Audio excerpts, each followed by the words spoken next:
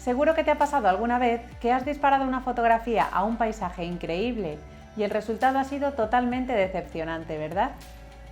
Esto mismo me pasó a mí fotografiando esta preciosa roca islandesa en los acantilados de Valahnúkamol. Una roca imponente y enorme en medio del mar se convertía en una piedrecilla sin ningún interés en mi fotografía. ¿Qué hice para conseguir al final que mi fotografía reflejara su impresionante tamaño? Te lo cuento paso a paso en este fototip.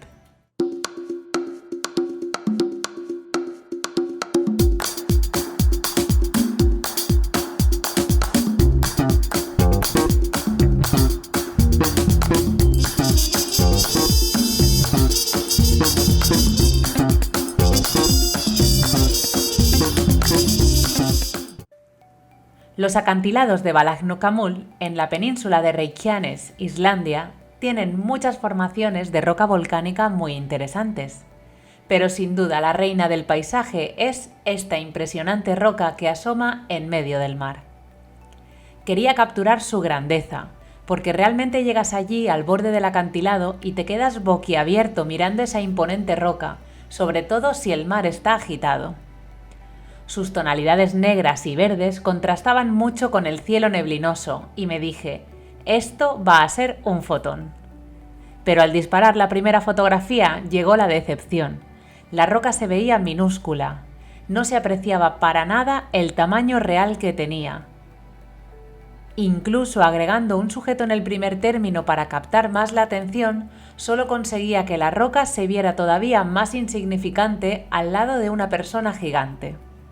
¿Cómo conseguí que mi fotografía pasara de esto a esto?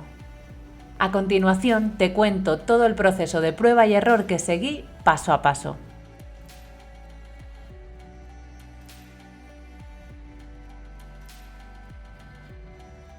Mi primer instinto fue fotografiar el lugar con mi gran angular, un Tokina 11-16. Ya que mi intención era captar toda la costa volcánica y que la roca se viera imponente al fondo en medio del mar. Sin embargo, en la fotografía resultante, la roca no tenía ningún interés. Quedaba tan pequeña en el encuadre que no se apreciaba para nada el tamaño real que tenía. Y os puedo asegurar que es una roca enorme. ¿Por qué ocurre esto? Las fotografías tienen 3 planos de información.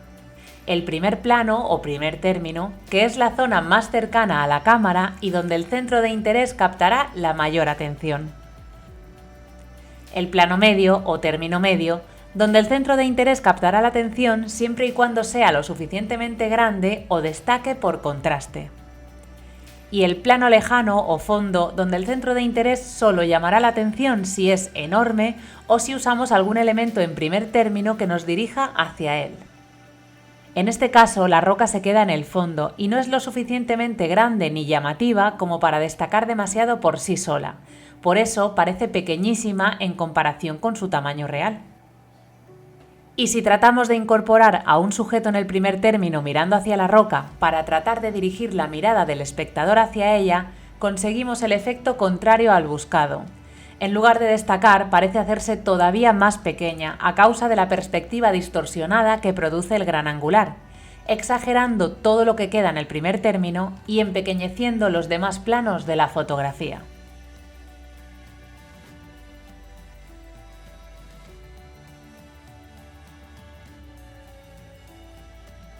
Visto lo visto, decidí cambiar de objetivo. Pensé que quizás mi 35 mm sería la lente perfecta para captar un poco de paisaje pero darle más protagonismo a la roca, al no ser tan angular.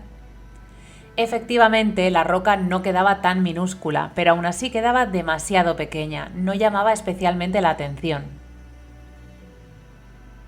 Era una roca infinitamente más grande que una persona, y me hacía gracia agregar un sujeto en la fotografía para que la roca quedara imponente a su lado. Sin embargo, al estar la roca alejada en medio del mar, cualquier persona en primer término parecía un gigante comparado con ella. Entonces caí en la cuenta, necesitaba alejarme. El sujeto estaba demasiado cerca del objetivo y la roca demasiado lejos. Por narices, el sujeto iba a parecer enorme comparado con ella. Alejándome del sujeto, el tamaño relativo de ambos empezó a reducirse y poco a poco estaba consiguiendo lo que buscaba. Pero aún así no era suficiente.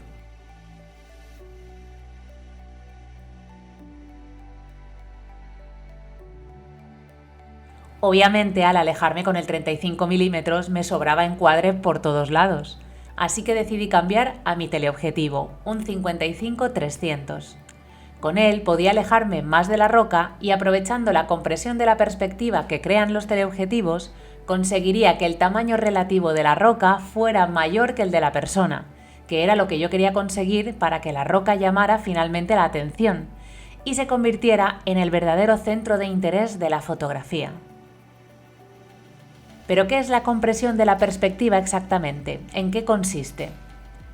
Cuando disparamos con un gran angular, el espacio que hay entre los elementos de la toma parece ensancharse y los planos de la fotografía, cuanto más lejanos, más parecen empequeñecerse. Es por eso que si disparamos una fotografía a un paisaje muy amplio con un gran angular, todo parece quedarse pequeño, aplanado. Con los teleobjetivos se consigue el efecto contrario. La distancia entre los elementos disminuye, se comprime, por así decirlo, y los planos más lejanos de la fotografía parecen aumentar de tamaño si los comparamos con los planos más cercanos. Esto es lo que conocemos como compresión de la perspectiva. Gracias a este fenómeno, se consiguen, por ejemplo, fotografías donde la luna aparece enorme detrás de edificios o formaciones rocosas, como ya vimos en este otro fototip. Y gracias a la compresión de la perspectiva, al fin logré que esa roca tuviera en mi fotografía el tamaño que realmente tenía. Pero aún así se podía mejorar.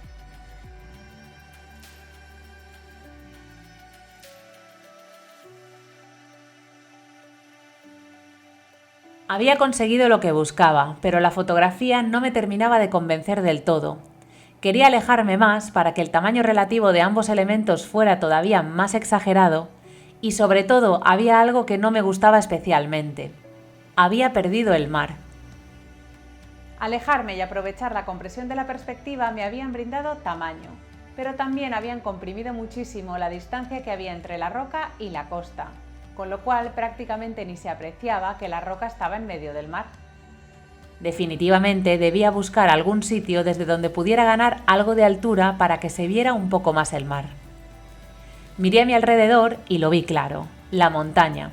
Justo al lado del parking había una colina, así que decidí subirme a ella para ganar distancia y altura, que era justamente lo que necesitaba.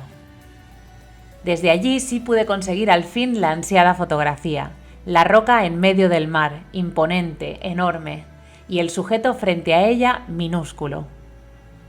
Gracias a la incorporación del sujeto en la toma, nuestro cerebro automáticamente dota de tamaño el resto del paisaje, y por eso la roca impresiona tanto al primer vistazo, porque enseguida nos damos cuenta del gran tamaño que tiene.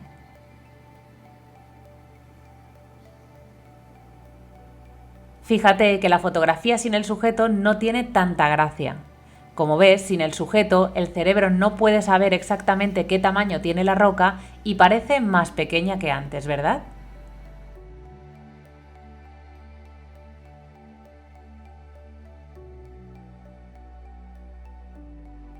Ya has visto lo que ha cambiado la fotografía simplemente cambiando de objetivo y alejándonos.